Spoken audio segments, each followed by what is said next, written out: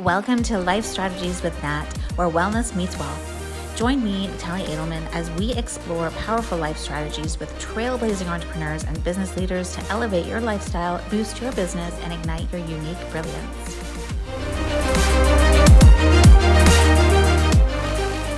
Hey, everybody. If you missed last week's episode, we were talking with Dave Thompson, co-founder of Mindful Warriors, about 5 ways you're killing your brain. And just to recap, we said sugar, grain flour, seed oils, processed meat, and Sedentary lifestyle. sedentary lifestyle. That's right. I was like, I can't believe I forgot that one. And now this time we want to get into 5 ways that you can supercharge your brain. So if you are feeling brain fog, fatigue, anxiety, if you're feeling like you're in a funk or you're just not able to manage your stress properly, this episode and the one before is for you. So Dave, welcome back. Let us get into 5 ways to supercharge your brain. All right. So number one, regular exercise. That is the number one key driver to keeping a healthy mind. One of the major reasons behind it is it helps increase blood flow and oxygenating your brain. It helps you take deeper breaths. It helps you really breathe more naturally, how we're supposed to, kind of stresses that a little bit and helps your body have a higher level of O2 intake. It can be just as simple as 30 to 60-minute walks. It doesn't have to be anything crazy. Low, moderate pace type of walking. Some people say you always have to do a brisk walk. That's just not true. Just get up and walk around. You're feeling a little sluggish, a little down, a little depressed. Get up, walk for like 15 minutes. It's a great way to release endorphins. It's a great way to process cortisol and move toxins through your body as well too. So I recommend people get up at least every few hours and try to take a 5 to 15-minute walk. If you can get a little longer ones in, go ahead. I usually start my day off with just a very normal paced walk. If it's cold outside on the treadmill, if it's nice outside, me and the pup get out for a walk in the morning. So it's usually the first thing that I do when I wake up. It's a great way to early in the morning, you have a high level of cortisol. It helps you wake up and kind of helps you get out of bed. This also helps you process that where you're not in this high cortisol stress state for the rest of the day. So that's your number one. Number two, another powerful thing in conjunction with exercise is fasting. So there's intermittent fasting, there's prolonged fast, there's also water versus dry fast that we can touch a little bit more on. But the whole thing around fasting is it's putting your body into an autophagy state or into a ketosis state. So at the about 8 to 12 hour mark for most people, you start processing ketones. So you stop using glucose for energy source. Your body starts breaking down fat in the liver and producing ketones, which your brain can use readily. Your heart really likes ketones. Your brain really likes ketones. And it's, I usually say glucose is like, do you have octane for gas over in Europe? Is it like 85, 87, Yeah, 89? we Okay. are 95, 97 Okay. All right. So here in the States, in it's like Spain anyway. 85, 87, 91, right? So it's Okay. like I talk to people, you know, like glucose is like 85 octane in the States, right? Like kind of a dirty burning fuel. It's quick, it's easy, you don't get the best gas mileage. But ketones for your body are like jet fuel, like a race car fuel, right? Like it's designed to be, it burns clean, it burns like you're supercharged when you're in these modes with it. And it's really good for your brain. So improves improves cognitive function, increases neurotropic factors, increases stress resistance in your brain, reduces inflammation, increases brain clarity. So tons of benefits around fasting. So that's number two on the list. Number three, may not everybody may not like this one, but cold therapy. Um, Cold therapy, that can be from cryotherapy or jumping into cold water, or those cold water plunge tanks, or even a cold shower. So what it does is when your body's exposed to cold, your body produces, or your liver produces, they're called cold shock proteins.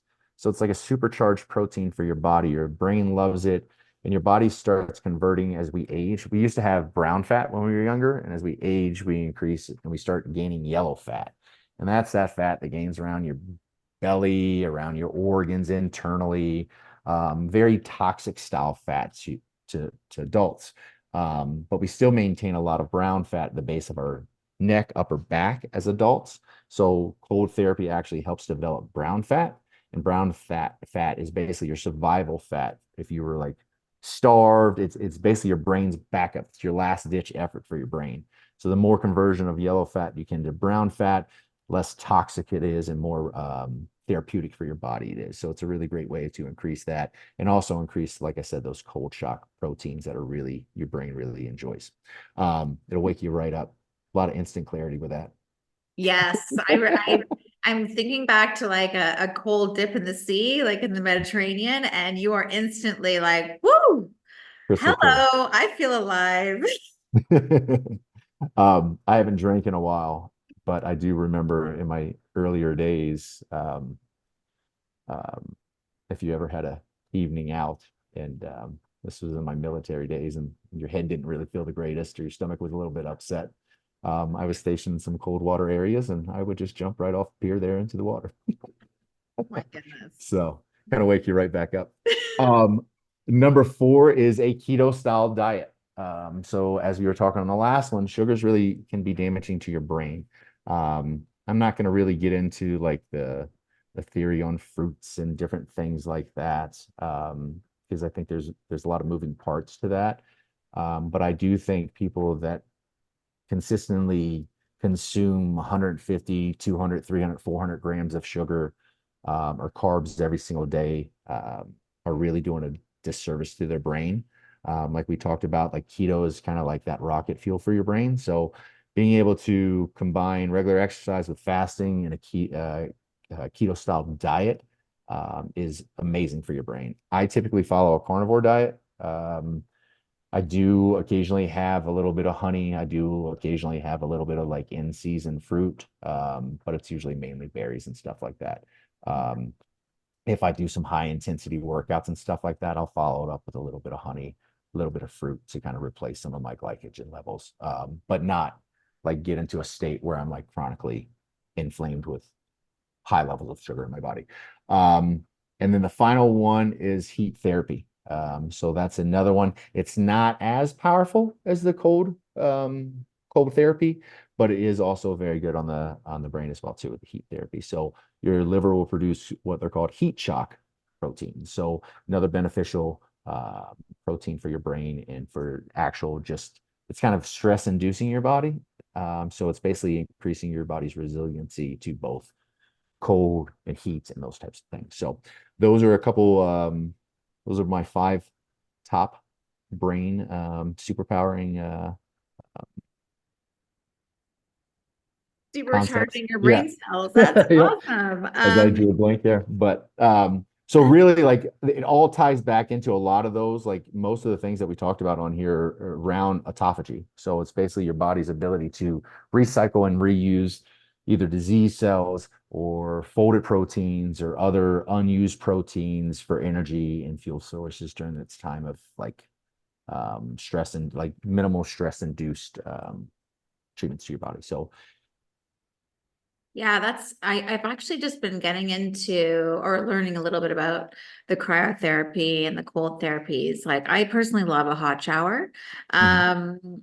And when you said heat therapy, I have actually been hearing that it's also beneficial because cold therapy was all the rage. It is all the rage, the as you so rightly said, but it is interesting to know that there is benefits to having heat therapy as well. I actually went into a clinic that where is one of our partners at Lux Club Retreats, and they I had a red light therapy session and it was fantastic. It was 20 minutes, it was, and you just felt like this warm hug around you and the benefits there. I mean, we can't do that to another day.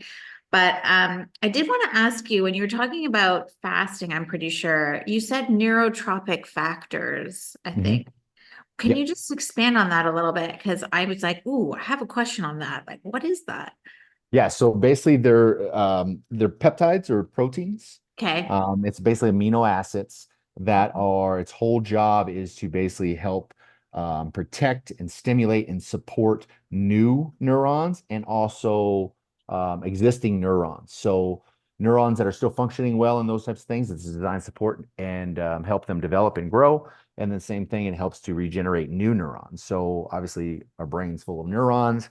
We want as many neurons as we can possibly have that will increase brain power and thinking and cognitive function. So it's all designed around producing new neurons. So it's what are they? There's a couple of them here. You got me on a good one. I have it. Oh, FGNF and then BGNF.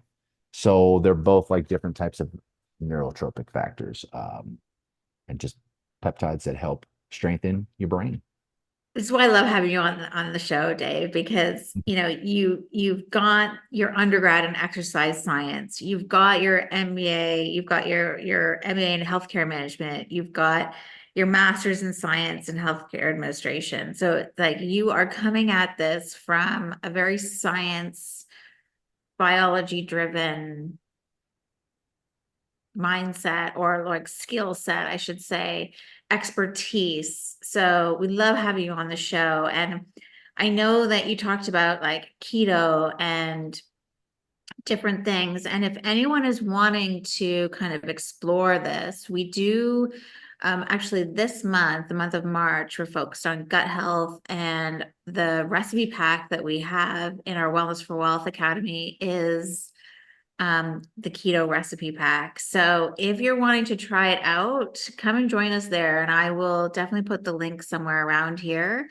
But we did on our last episode, we talked about 5 ways you're killing your brain. And one of them was sugar. And we did a sugar detox last month. And that was really enlightening for some people just to see how these changes from really simple things, really simple changes in your diet and just experimenting with different I hate to use the word diets, but like different, food regimens or how you nourish your body and everybody is different. And I know, there's DNA tests and there's gut health tests that we do in there as well. And I know you've done some of them too. So maybe I'll hop into that discussion another time, but I think the next episode, if you're going to join us, and you will, because it's just been fascinating, we're going to talk about the difference between dry fasting and water fasting. Because Dave, I know you've had tremendous success, and I know you've helped other people have tremendous success to almost just reclaim their vitality through fasting. But I guess before we move on, was there anything you wanted to touch on before we wrap up 5 ways to supercharge your brain? Yeah, I think really, if you look at all five of these things, really the biggest driver, they all drive detoxification. So Yeah. they all drive cellular regeneration and cellular recycling. Using keto diet and fasting, you use your own stored body fat, right? So you're decreasing a lot of our toxins, heavy metals store into your fat cells. So you're literally just carrying around a lot of these things, and your body's still like processing that. It taps into a fat cell every once in a while and needs some energy here, and it taps into it, and there's a lot of toxins. So these are just great ways of really detoxifying your body. A lot of people suffer from toxicity, and it's toxicity either through what we breathe, what we drink, what we eat is our main drivers of our toxicity. And most of the time, it's what we drink and what we eat, right? Like that's something that we control pretty much every single day. Air Mm. quality and stuff like that. If you can get out into the wilderness and breathe some fresh air, great. But we don't always get that ability. Sometimes we live in cities and different things like that, or live in um, different buildings that different, a bunch of people live into. But the thing that you can really control is basically how does your body process detoxification, and both through cold therapy and hot therapy, keto diet, fasting, and regular exercise, you're really attacking the detoxification just head on. Oh, I love it. I love it. And I hope to see you guys in our Wellness for Wealth group, our membership there, because we do cover off a lot of these things. And just so thanks so much for coming in. And I can't wait to get into our next episode, which is dry fasting and water fasting, and what is the difference and what are the benefits. So thanks, everybody. Thanks so much for watching. Don't forget to like, share, and subscribe.